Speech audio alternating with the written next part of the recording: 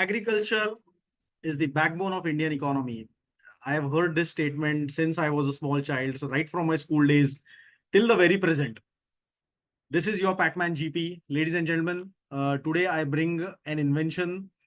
I'm going to present an invention which is concerning the field of agriculture and more particularly to the technical field of aquatic agriculture.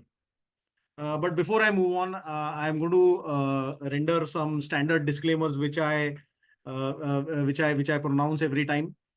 And the disclaimer is that whatever invention which I'm going to present in some time, it is already available in the public domain. It is available on the Indian Patent Office website, and an Indian patent has been granted for this invention where, if users are interested, they can go on the Indian Patent Office website and access all the details regarding the names of the inventors and address of the inventors, the name of the patentee, as well as the credentials of the patentee from the Indian Patent Office website, which is available in the public domain. So therefore, there is no intention of this content creator or this channel at the rate of Pacman GP to infringe upon anybody's privacy or breach anybody's confidentiality, so on and so forth.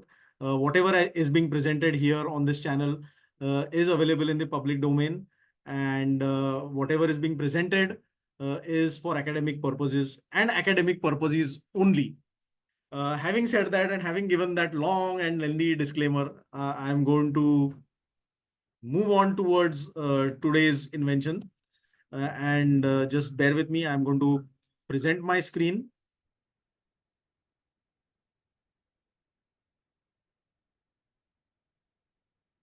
So the title of today's invention is Ergonomic Floating Device. And an Indian patent has been granted for this particular invention. I will move on to the next slide. The patent number is IN4443590. I use the prefix IN before reciting the number 443590, which indicates that an Indian patent has been granted for this particular invention, having the title Ergonomic Floating Device. And the patent has been granted in the name of the Indian Institute of Technology, which is in Guwahati in the state of Assam, a very prestigious institute. So congratulations to the inventors and to the folks associated with the Indian Institute of Technology, Guwahati, or the IIT Guwahati, as we call it colloquially. Heartiest congratulations for achieving this patent grant. So without wasting any further time, I'm going to move on towards the problem statement which the inventors seem to have identified and which has been disclosed in the patent specification from the prior art. But before I move on, I would like to urge the viewers to please like, subscribe, and comment on this channel. Don't forget to press the bell icon.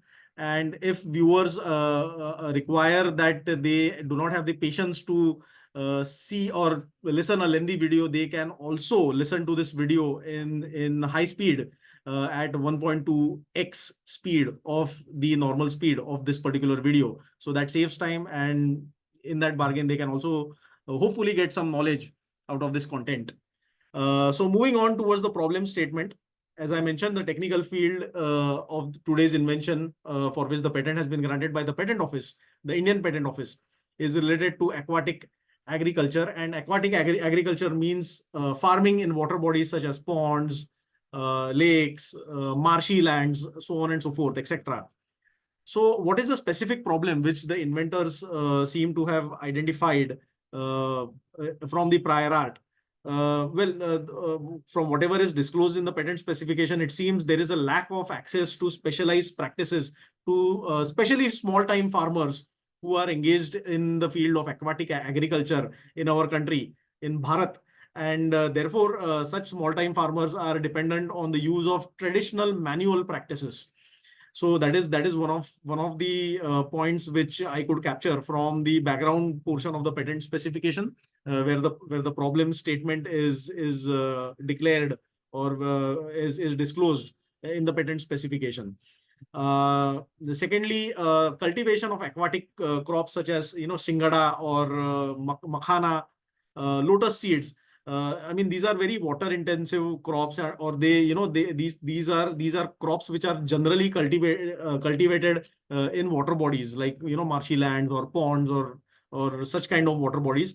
And the cultivation of such kind of aquatic crops require farming processes for which farmers have to remain submerged within the water body for carrying out day-to-day activities for very prolonged periods of time, 5 to 6 hours per day. And therefore it is very difficult to wade or maneuver or sort of uh, carry out their activities while being submerged. So in order to overcome this problem, what the farmers usually do, they use small time boats or traditional boats which are available, and they sit in the boat and they sort of wade through the water. Many times it so happens that the boats have to pass through a cluster of vegetation or crops that are already sowed and which are already fully grown, and they have to sort of wade through such kind of a cluster of crops. So therefore the small boats are very difficult to maneuver. Of course, these boats, as I can visualize, although this is not disclosed in the specification, but as I can visualize, the boats that they would be using would be the rowboats. They wouldn't be the motorized boats, because there is a danger that the motorized boats uh, can have the propellers of the motor getting entangled with the floating vegetation within the water body. So a motorized boat is use of a motorized boat is out of the question. Of course, maneuvering even a rowboat or a boat which is driven by oars by hand, now that is also a challenge. So therefore, many times what happens that such kind of aquatic farmers or cultivators, they may resort to walking in the marshland. There's a spelling mistake here, and my bad.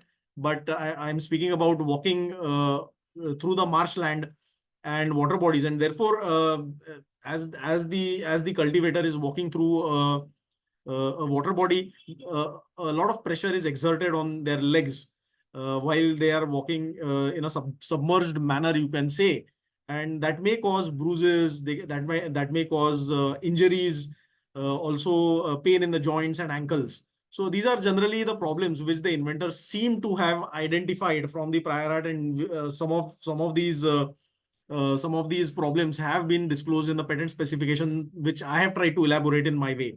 Um, so, of course, we know that if at all there is a problem, there has to be a solution. And what is the solution? The solution is our invention.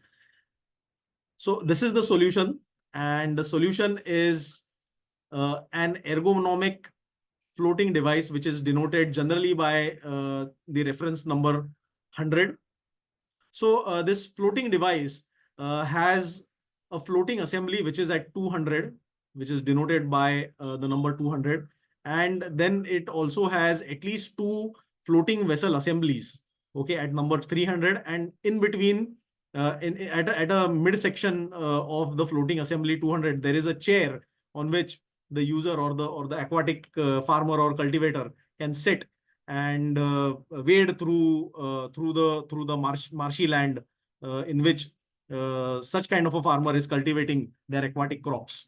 So this is the general product, you can say, for which the patent has been granted. And now maybe going forward, I can get into the nitty-gritties of the structure and the construction of this particular product. So moving on, this is a front view of this particular product, which is the ergonomic floating device at 100. And at 300, we have the floating vessel assembly. There are two over here. There can be more also. At 400, we have the chair. And of course, the chair is installed on the floating assembly, which is at 200. So here the floating assembly, which is denoted by 200, is a plank kind of a structure. And it will be more clear in the succeeding drawings, which I'll be showing. This is a side view.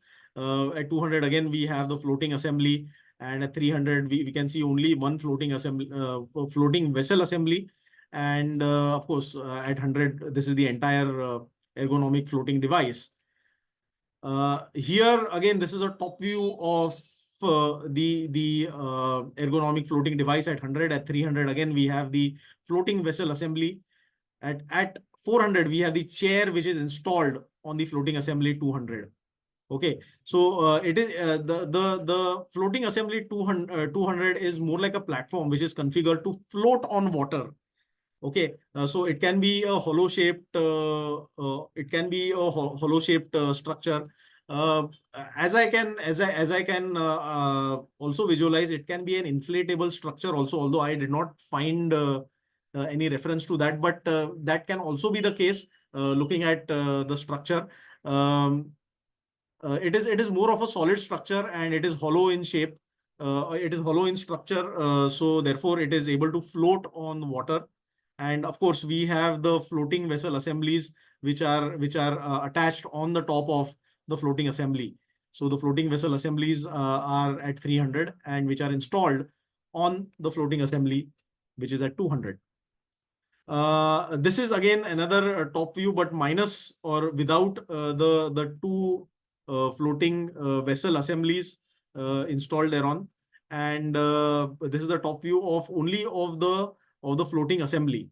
Okay, the the which is generally a hollow board-like structure on which those two roundish structures are installed. Which are called as floating vessel assemblies, denoted by number 300. And on the top side, we have these structures over here which are installed or which are defined on the top side of the floating assembly. So it has a floating board, which is the entire board on which the chair is installed. And on the top side, we have this female part of studs. So there is a fastening assembly, you can say, which is used to install the chair on the top of the floating board at 201. And there are studs which are defined on the floating board, which help in installing or mounting the chair on the top of the floating board of the floating assembly 200. So, I mean, they are defined by, they are denoted by the female parts of the studs are denoted by numbers 204A, 5, 205A, 206A, and 207A on the other side, and with B on the on one side, and on with A on the other side. Moving on. Again, this is a top view or rather, this is the bottom view of the floating assembly 200, and here we can see there are cavities. So these cavities are provided so that the two floating vessel assemblies can be installed from the top side. The two rounded structures, these two rounded structures which are denoted by the numbers 300. And of course, those two rounded structures, the floating vessel assemblies denoted by 300 are installed in these cavities, which are denoted by numbers 202 and 203. And these cavities are defined on the floating board denoted by 201 of the floating assembly. These are the perspective views of the two floating vessel assemblies, and these two floating vessel assemblies, they consist of hollow vessels. Okay, these are hollow vessels that is filled by air, and the moment these hollow vessels are installed in these cavities denoted by 202 and 203 from the top side. Of course, this is the bottom side view, but from the top side, both the hollow vessels, they are configured in such a way that they provide a kind of a buoyant force, so that the entire floating the floating assembly, or the entire floating device, it remains afloat on the surface of the water. Of course, at 301 and 302, you have the hollow vessels, and at the bottom of the hollow vessels, there are threaded stems at 303 and 304, which are defined. So these threaded stems, these kind of engage with corresponding threads which are defined inside the cavity 202 and 203, so that the hollow vessels can be screwed inside these cavities. Okay, so that is how they get engaged. The hollow vessels are engaged with the floating board. Or both the hollow vessels have threaded stems, and both the cavities have internal threads which are corresponding with the threaded stems, or the threads of these threaded stems of the hollow vessels. And in this way, the hollow vessels are able to sort of be mounted with the floating board. Moving on, this is a perspective view of the floating vessel assembly, which is floating vessel assembly 300. Once it is mounted on the floating board, and you can see the female part of studs over here. I have not numbered them. So this is the ergonomic chair. These are the perspective views of the ergonomic chair at 400, and the ergonomic chair have male parts of studs. Okay, so there are studs that are defined on the lower portion of the chair, and these are denoted by 403A, B on one side, and then there is 404A and B on the other side. So in a preferred embodiment of this particular invention, there are 4 studs that are provided on the underside of the seat. And of course, there is a lumbar support, so that so that it acts, or it plays the role of a backrest of the chair. At 401, of course, we have the chair, and at 402 we have the lumbar support in both the drawings. So here it is crucial to remember that there are male parts of the studs. There are studs having a kind of a male configuration on the underside of the chair, and how the chair is mounted or installed on the floating board will be now explained through the next slides. So this is a side view, or you can say a sectional side view of the floating of the ergonomic floating device for which the patent has been granted. And here what the inventor is claiming is that the chair can be positioned as per the convenience of the user. So how it is done? So here we have the male parts of the studs which are defined in rows on the underside of the seats. And then, of course, there are the female parts of the studs that are defined on the top surface of the floating board. Okay, of course, 202 and 203 are the cavities in which those two ball-like structures are installed. So I mean, they are not visible in this drawing, but viewers can use their visualization to visualize, to foresee, or to visualize how it must be visible. Nevertheless, the male studs, which are defined in these two rows, are engaging with the female studs, female parts of the studs. Say, for example, if in one position, or the first seat location, as the inventor is calling in the patent specification, if they want that the seat has to be in the extreme front position, then the first 2 female parts of the studs, which are denoted by the numbers 204A and 205A, are engaged with the male parts of the studs, which are defined on the underside of the seat, of the ergonomic ergonomically designed seat, which is denoted by 401. In the second seat location, if the user wants to go a little bit behind, what the user can do is they can engage the seat with the help of the male part of the studs defined by 403A and 404A in the 2 middle female parts of the studs defined by 204A, 205A, 207A, and 206A.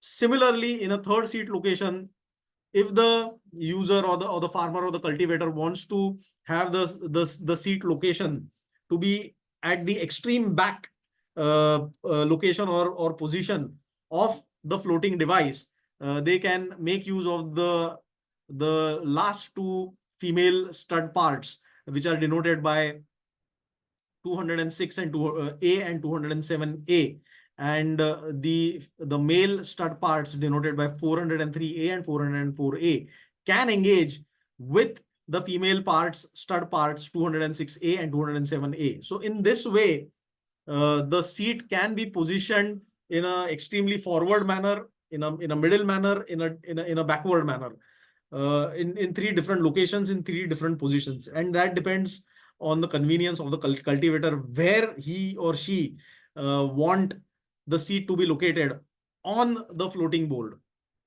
So, and this is exactly what has been claimed: the ability of the chair to be positioned in a forward manner, in a middle manner, or in a backward manner. So this is what has been claimed, and for which the Indian Patent Office has granted a patent.